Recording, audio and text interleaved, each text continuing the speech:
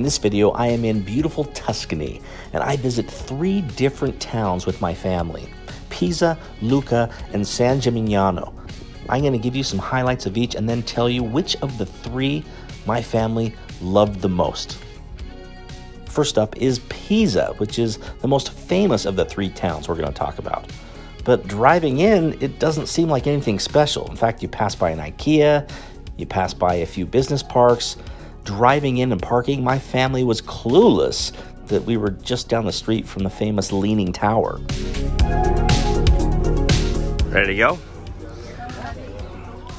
There's the Tower of Pisa.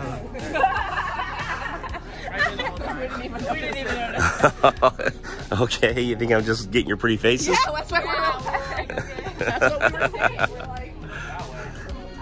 Nope, there it is. Of the 3 towns, Pisa is the largest. There's over 100,000 people that live here. But let's face it, as a tourist, you're not really here to explore Pisa like you are the other towns. You're here to see the Leaning Tower and the Cathedral Square. And it is quite magnificent. All of these buildings, the Baptistry, the Duomo, and the Leaning Tower, are made from this white Italian marble that is world famous and comes from the Carrara region, which is only about 15 miles north of here. By the way, don't ever expect to find this place to yourself. There will be hundreds of other people here trying to capture that perfect picture.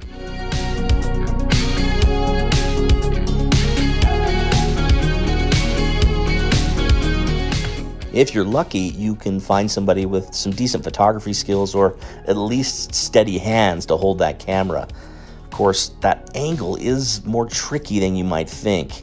And if you're unlucky, well, results may vary.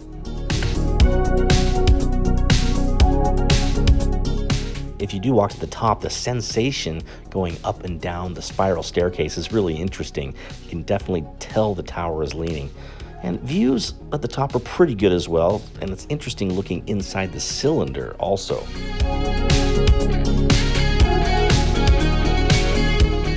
Once you're tired of taking pictures, definitely head to a souvenir shop.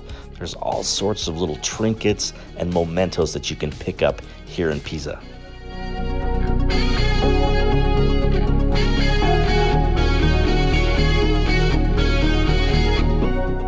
As this is a tourist destination, there are a lot of artists in the area, and many are doing caricatures or cartoons. This lady was doing a unique sketch of the Tower of Pisa on a gelato cone. We liked it, so we bought it from her. It'll definitely go on our travel wall. It was so hot, I caved. €3.50 for something about a third the size of a gulp. Not a big gulp, just a gulp, but a little bit refreshing, I guess. At least it was cold. So hot here. Whew. Now, if you come to Pisa in the summertime, it is going to be really hot. But that doesn't prevent some people, like Subway guy here, from dressing up in a costume and passing out coupons. All right, Subway.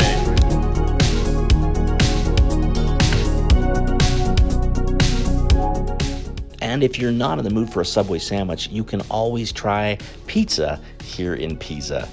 Now, technically, pizza did not originate here.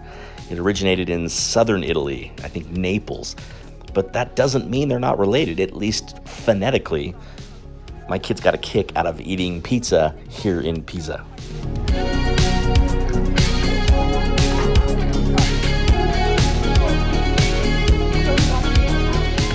After spending a few hours in Pisa, it was time to drive up the road about a half hour to the next town, Lucca.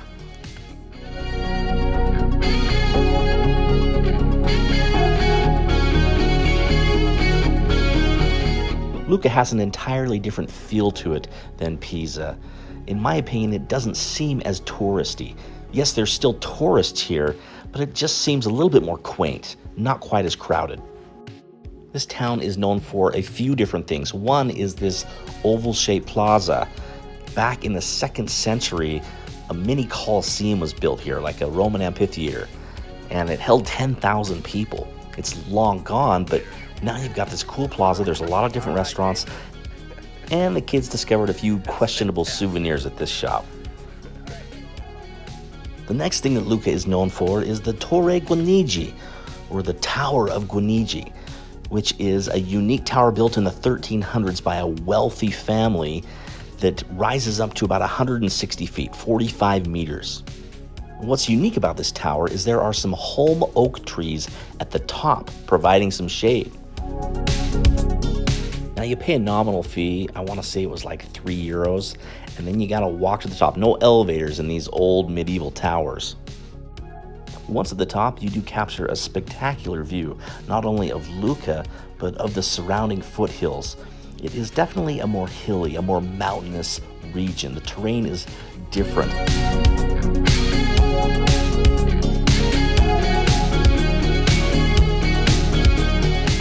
You can obviously admire the view for a while or set out exploring other parts of the city. There are lots of different cathedrals here. In our case, we head back to the plaza and grabbed ourselves some lunch. The food was excellent. I guess no surprise, this is Italy after all, but Lucca is known to have delicious cuisine.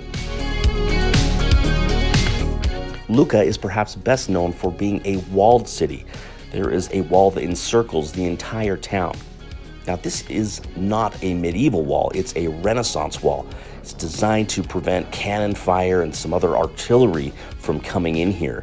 So the wall itself is something like 20 feet high and about 30 feet wide.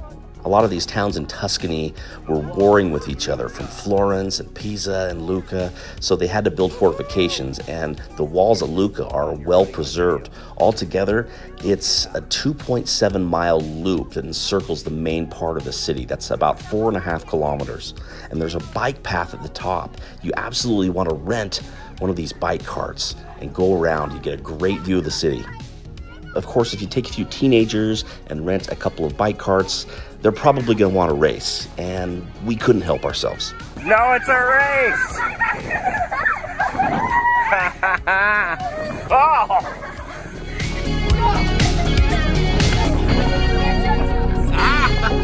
I've got to say, the Lucca bike cart races that we had as a family might have been breaking some of the rules, but it was really the most fun we had the entire week. The next town we're going to talk about is San Gimignano, a place known for its skyline, specifically for its medieval towers. There are 14 of them here. Apparently there used to be more than 50, and most of them were taken down over the years. These towers were all built by wealthy families. I guess that's how you kept up with the Joneses back in the 1300s. Some towns like Florence and Bologna had over 100 of these towers. They were like a mini Manhattan back in the Middle Ages. This is the main town square in San Gimignano. It's a very small town, but I really like this triangular shaped town square.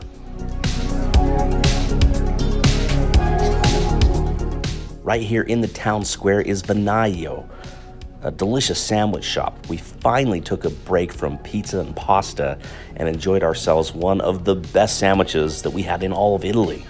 Of course, we didn't have too many sandwiches in Italy, but this place was really fantastic. A great place to stop for lunch.